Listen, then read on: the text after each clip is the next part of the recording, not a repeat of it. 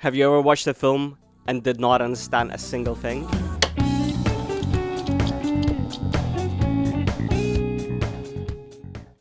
Hello and welcome back to Coop-a-Log, the Coop-a-Log. Week 10, we're into March now. We're well and truly into March now. And I have to be honest, March was a little bit of a quiet month for me. Maybe I took a little bit of a departure from cinema just because Return to Silent Hill was everything that I thought was wrong with the cinema. This was genuinely horrible. I just lost my faith in cinema. Then Mirror returned my faith in cinema, and I thought to myself, look, it's just not gonna get any better than that, is it? So maybe that's why I had an extended break in March. And sometimes watching too many films, I think, can be a bit it can take away from the magic. And I will also say, actually, a big reason is at this point I decided to delete my Letterboxd, and ever since then I realized that my relationship with cinema was very much framed around watching films for the sake of watching them so I can log them. I did not so much enjoy watching films as I enjoyed logging them, and it's a very quantified view of watching films as a checklist rather than as an experience. And I would still, of course, have experiences that would have very much I enjoyed, and I think as a whole Letterboxd is beneficial for cinema because I've found so many films thanks to that. But with the aspect of leaving reviews, of having the diary, having a streak, in general, it was a benefit as a whole. But I have to say, I think sometimes my heart was not truly in it, and just having a way to distance myself from that, I think, has been beneficial as a whole, and that's why, as a result, I've taken an extended break. So for Monday, the 2nd of March, we have a documentary film, Andrey Tarkovsky, A Cinema Prayer. This was as a bonus material on the Mirror Blu-ray from Criterion. This was directed by Andrey Tarkovsky's son. A montage of archival footage and interviews relating to Tarkovsky's work from the beginning with the steamroller and the violin, all the way to Sacrifice, offering a glimpse into the philosophy and worldview of Tarkovsky. Just in general, it was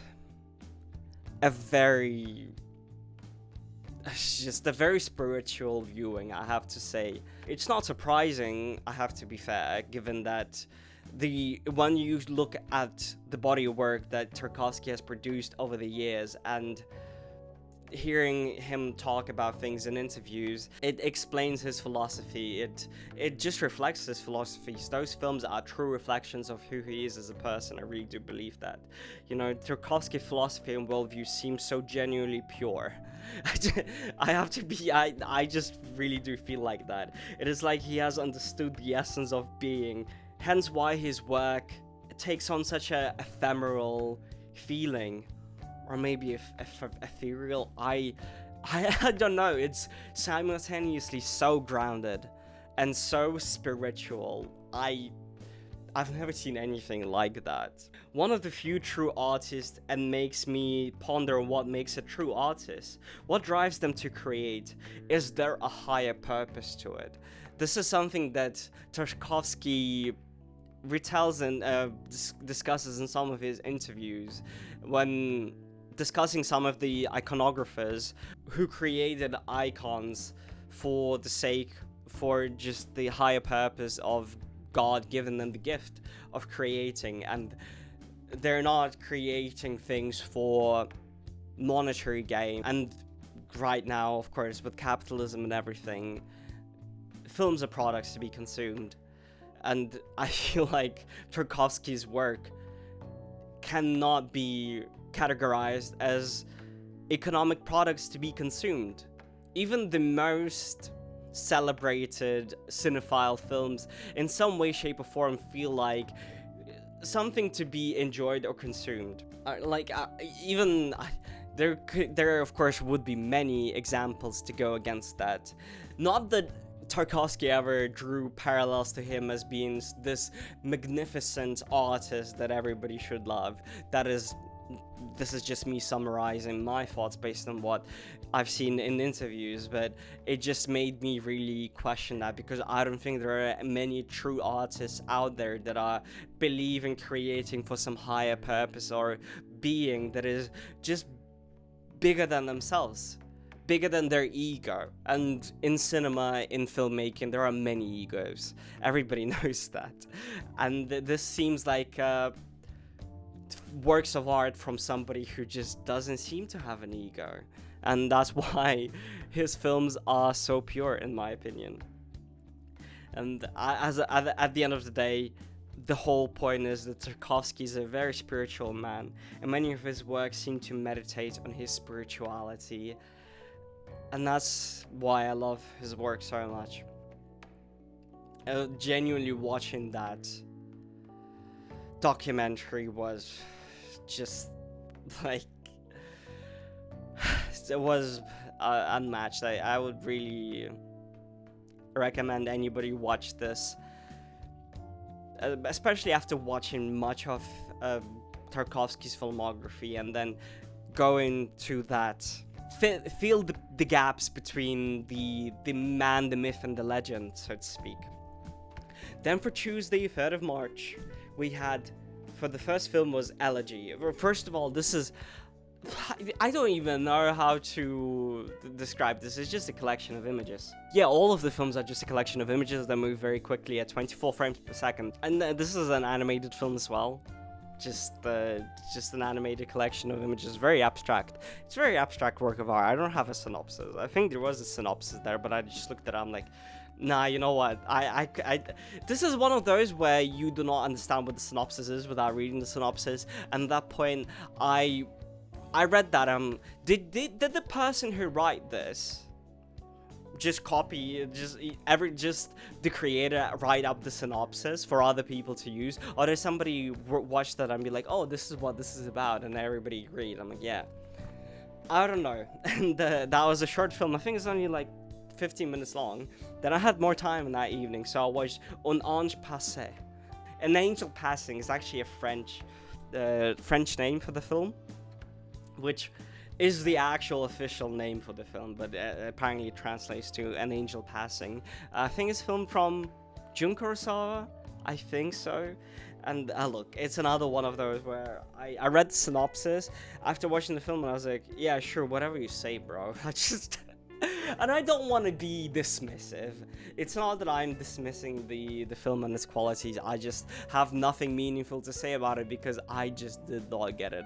I do not feel ashamed in admitting that. I don't want to be pretentious either, being like, well, you see, it's a meditation on this, or this is what it's about, and only cool people can understand it. I don't want to be that, and I just retell specifically my experience with it. Not that I feel like every film has to have something very strict and meaningful to say, and that it must be said in a specific way. I appreciate works of art like this specifically for this reason, and this an experimental endeavor that you're supposed to experience and feel something. I think at the end of the day, films should be like emotional delivery systems to get you to feel something, rather than to take away a specific message, idea, or theme.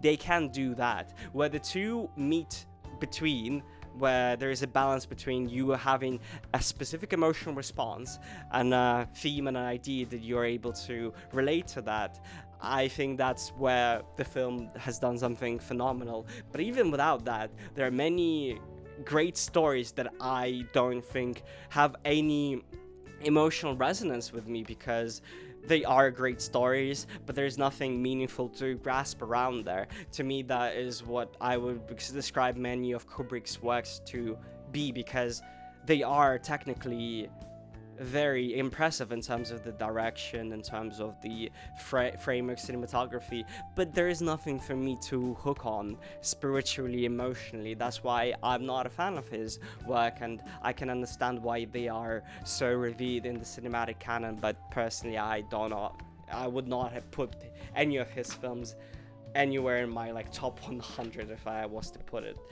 together, a list like that. And look, I have to say, this is it for me for this week and most of March. In the rest of March, I watched only 2 more films, and that was on the same day, and that was only primarily because that was a prior engagement where I booked the tickets in advance, because it was a BFI IMAX double bill, which is my favorite thing to do. Well, what's better than a BFI IMAX double bill? Actually, a BFI IMAX triple bill or a BFI IMAX all-nighter. Those are the best. And look, we just went from 3rd of March all the way to